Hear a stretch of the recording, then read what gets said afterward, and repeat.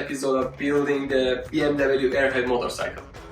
Last thing we did was to just make the brackets and all the mountings for different later components and the new tank, which is the R100 one, on this R65 frame. And I'm happy with the result. I think most of the things are okay. I cleaned up with a little bit of grinding, and the next thing is to start painting, like preparing and painting the frame. So there are a couple of options here. You can do the job really simple.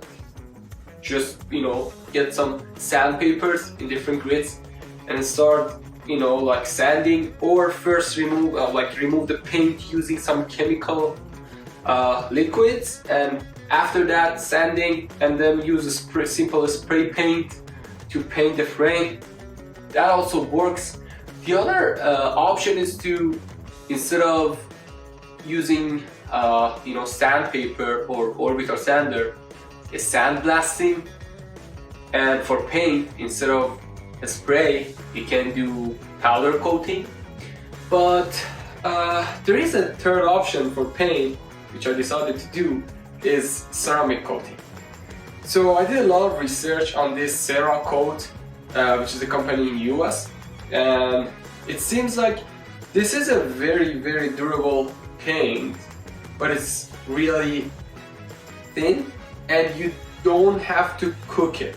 You don't need to put the frame into a big oven to just, complete the paint process. There are some options that are like that. You need an oven to do that, but there are some air cure version of the Cerakote that I, purchased, and I'm gonna start trying it and put that on this frame. And instead of sanding, for the first time, I'm gonna do sandblasting, which is really, really new to me. Both painting with the paint gun and also sandblasting is completely new to me. So because of that, I'm gonna first have a trial version. So there is one thing.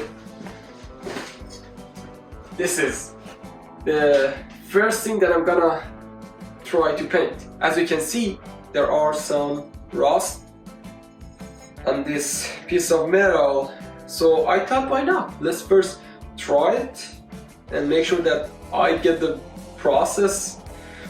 First I want to sandblast this, remove all the rust, and after that I'm gonna clean it up using the degreaser and maybe torch it a little bit, and after that I'm gonna start put a ceramic coat on that. So yeah, let's first start with trying this. Okay, now I have the sandblasting gun in my hand. This is one of the cheapest options in Amazon. You can find them around $20–30 Canadian, and it looks like a toy. It doesn't have a decent quality to it, but I watch a lot of YouTube videos and people were saying that it does a job, so that's why I got it. And also for the sandblasting medium, I ordered a pack of crushed glass from Amazon as well. This amount was around $20. Definitely we can find them cheaper, but this is just for trying things out. So I guess the first thing that I'm gonna do is to try this out. Also, for safety, I bought this kind of overall that protects every part of your body, because I heard that if you do sandblasting, you can find sand anywhere in your clothes, in your eyes, in your hairs, everywhere. So because of that, I bought a protective layer, and I'm gonna put that on and start sandblasting this piece of metal. Okay. See you in a bit with a different look. Okay, we're back. Everything is set up here. I have my respirator, safety glasses, as you can see, this protective layer, and also I fill this, this part of this gun with sand, and it's ready to go. It's like hooked up with my compressor.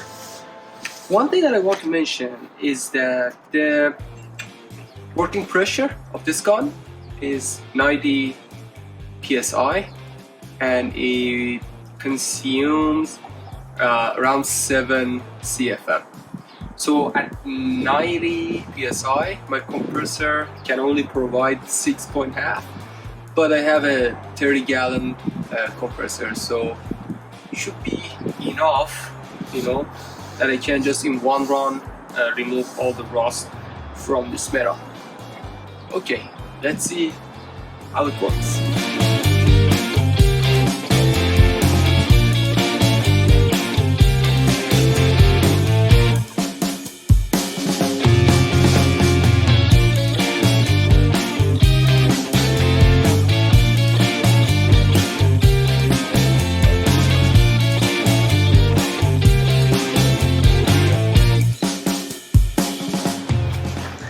Okay, now let's see the result.